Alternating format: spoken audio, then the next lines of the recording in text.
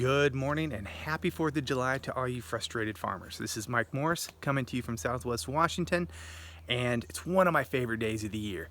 Food, beer, fireworks, couldn't ask for a better day. But here we are, Southwest Washington, and it is kind of an overcast day.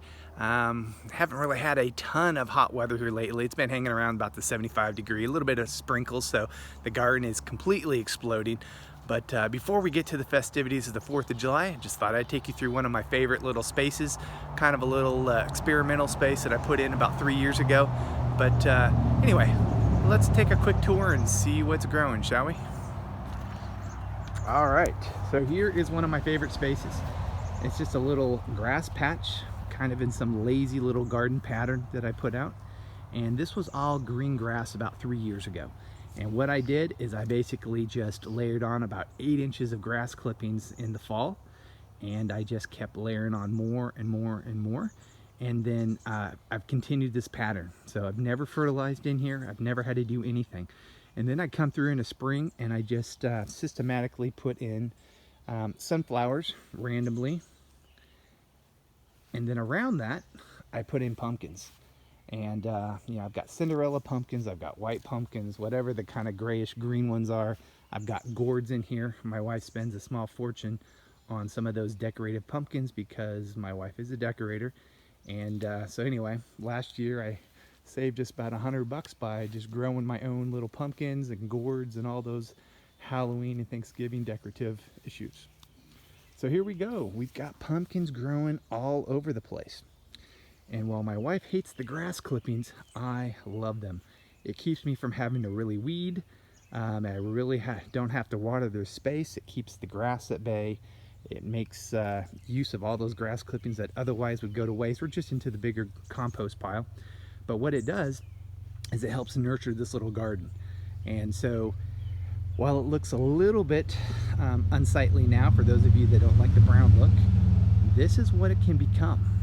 So as you can see, the sunflowers are going crazy, and all I do is pull back a little bit of the dirt, throw in some sunflowers, and I let them go. This year I'm going to experiment and let all 4 of these grow in the same hole. I'm going to see how much growth I get out of them, hopefully not too stunted. And then I've got some of the ones that have grown individually as I've kind of taken out some of the other ones and selectively chosen the best, strongest varieties that was reaching towards the sun. So anyway, this is what it looks like now. It's really starting to explode. This was probably planted a little bit later than what I'm going to show you right now, but this is what it starts to look like. Eventually, it grows so crazy and lush, you don't even see the ground anymore. It becomes its own living mulch.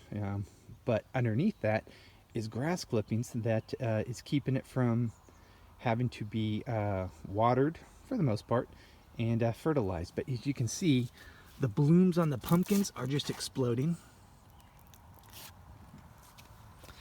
If you look, here's my little walkways.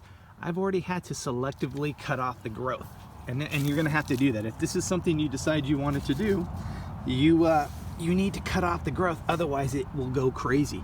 And so what I'm doing is I'm forcing it to stay here in this little garden area that I have, and I'll have plenty of pumpkins. It's gonna look beautiful, and at the same time it's gonna stay kind of in a manicured process. So daily, because you know you can get about 12 to 24 inches of growth, you need to be out looking for those runners. And when the runners get too long, don't be afraid to cut them off. Cut them off and keep them contained. I've got it all kind of surrounded in a bird cage here. It's still, the birds are in and out, and so it's looking beautiful, but this is what it looks like as it starts to grow. Okay? So how pretty is that? That's just kind of growing, and this probably has about 3 weeks of growth on it, and it's just staying within this little space. And as you can see, here come the runners. So I come through and I basically just train the runners to exactly where I want them. And then as the runners go over here, I just kind of sneak back in there and I cut them off when I'm done letting them trail. And then that'll put all the energy right into those pumpkins. And so this is one of my experimental spaces. I got sunflowers in here. I've got some beans that the birds planted for me. and I've got about 4 different kinds of pumpkins. I've got birds in here, bringing them into the garden.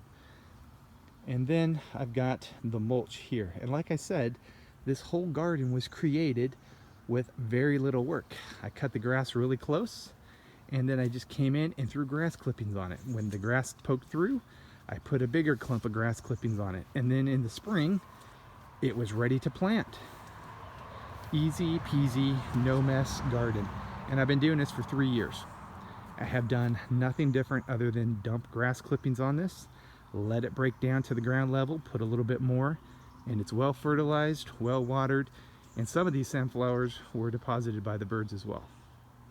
Okay, so I'll give you more updates as the months go by. The pumpkins should start setting here very soon.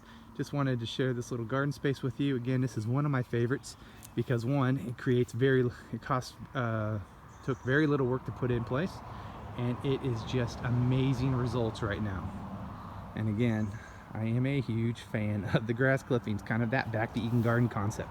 So ground is very fertile, but it's also very rocky. This used to be part of a larger farm, a lot of gravel, a lot of heavy glacier rocks underneath. So this is probably my part of my yard that doesn't have the best soil from the standpoint of deep, dark, fertile soil. This is very rocky. You get down about 6 inches and you're picking through rocks. But it doesn't seem to affect this because I've amended the soil so much with the grass clippings. So anyway, hopefully this might work for you, inspire you to take back an unsightly part of your garden, and yeah, give it a shot. Grass clippings, very low maintenance, and again, it's 4th of July and I haven't watered this space yet. Granted, I do live in Southwest Washington and we have had a very wet spring, but it doesn't change the fact that a garden can dry out really quickly. So, but even here in Washington, if you got the right soil and the right cover to keep the evaporation, it definitely helps us gardeners from being too frustrated with all the chores. You can enjoy it more and a little bit less work. So, all right, more to come. If you like this, please subscribe. Please let me know if you like it. Send me a note. And hey, happy 4th of July, everybody. Drink a beer for me. Bye.